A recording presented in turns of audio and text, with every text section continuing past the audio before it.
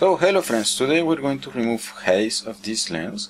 It's a macro lens, actually it's a low-cost macro lens that I found on a batch of lenses. Until 3 days ago I had no idea this lens existed, and then this one is branded, it's just behind here, Vitacon 100mm f3.5 macro with special macro adapter to get 1-to-1 radio, which is okay. So I tried to find some information of this lens on the net.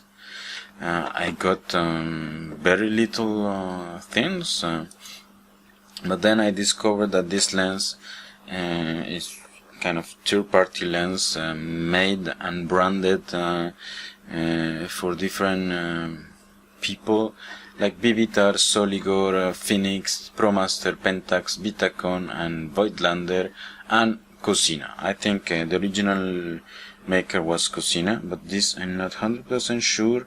The quality is very low. And then anyway, I was eager to test this lens because the little iPhone I found was good reviews. But then as soon as I put it on my camera, I was very disappointed because as you can see here, okay, this is the closest position. Let me zoom to you. You see that there inside the lens is full of haze. So bit disappointment, and then anyway I tried to make some pictures out of it, and I'm going to show you now. Okay, and then this is the kind of picture you're getting from it until now. So as you can see, yeah, the image is very soft. So if you were looking for a soft focus lens, this is probably it. Otherwise, yeah, not very good. Contrast is very low. Otherwise, it seems promising because the text and everything look rather sharp. And then this is what I read on the net. The lens looks cheap, feels cheap, but then optically is rather good. But then before that we need to figure out how to fix it. Here we have another image. As you see, it's really soft. Okay, so we're going to open the lens for repair. Okay, so we start with the disassembly of the lens, which is rather easy. So first of all we remove the macro converter lens. Then we must remove this part here, and then I thought it was screw, but it is actually not, it's glue. So yesterday what I did when trying to open the lens is I just twisted here, and then the part came out, and then as you see here, you see some points of glue, which are the same as the screws. So I think when they were making the lens, they just screw, add some glue, and then they come and put this part in, and then the lens is done. So as you can see, the construction is very cheap. Okay, so then we'll remove the front element here. So by removing these 3 screws.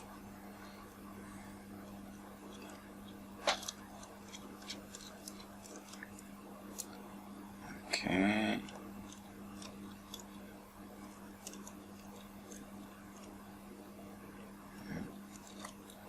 Okay, that's it.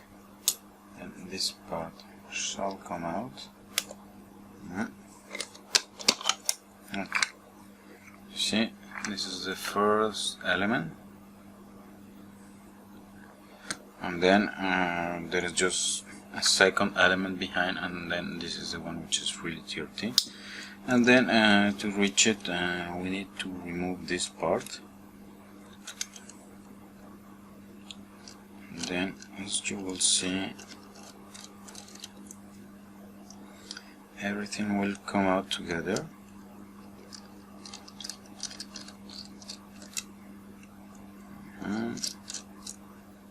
Okay, so third screw.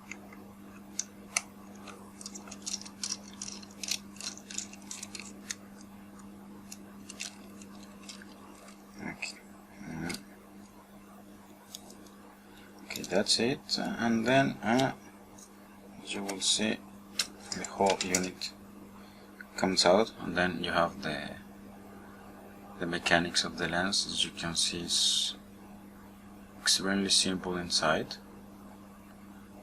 So this is it, and then this is the part with the lens which is not working as it should.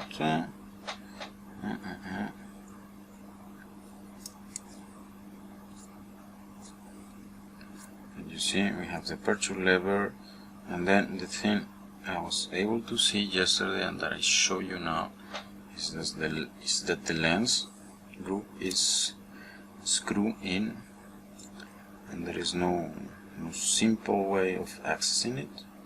So I think that during fabrication they come and they put the lens, they screw it, and then they screw it in, they assemble this part here, but then there is no cues on how to align the lens. So what I'm going to do is to clean the lens in this position, so we don't disturb anything, and then we don't disturb any alignment, and then we hope we can get it clean, and then we will test it, because apparently this lens is very good. So I will get my cleaning stuff. So we're ready for the cleaning. I actually started cleaning before, thinking that I wasn't going to be able to remove this lens or to access it easily, but it is actually quite easy. But this I didn't realize before, is you can unscrew this part, and then you get full access to cleaning the lens, which I did already using, as usual, optical cleaning fluid and optical cleaning paper. But then I realized the most complicated thing here is that the haze has built in between the two lenses that are here. So yes, so what I probably want to do is to try to remove this. I don't know how, so I will take a look at that, and then I come back to you.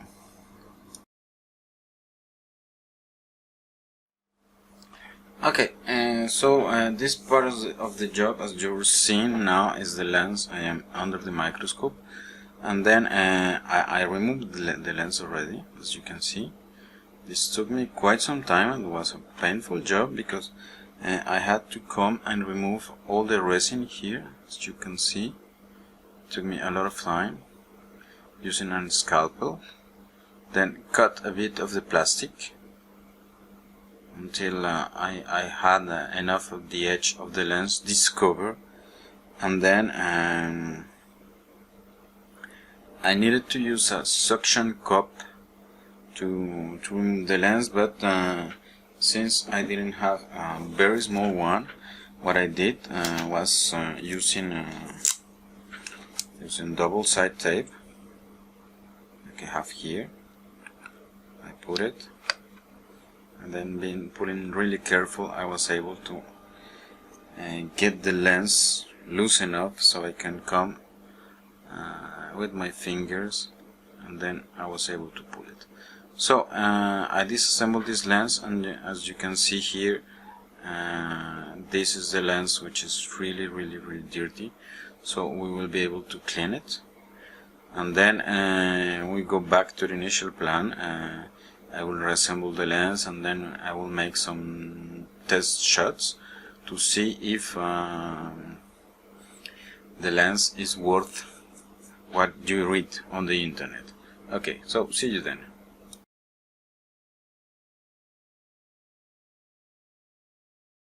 Hello friends, I decided to skip the assembly because, as you saw before, it's rather simple.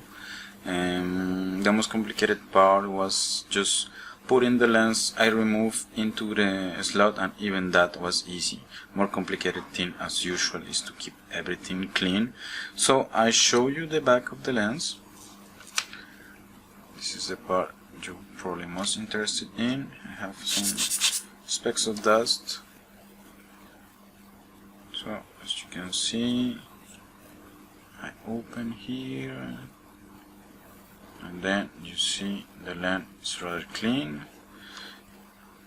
Same thing on the front. I never know what this thing is. So okay, now I propose to show you the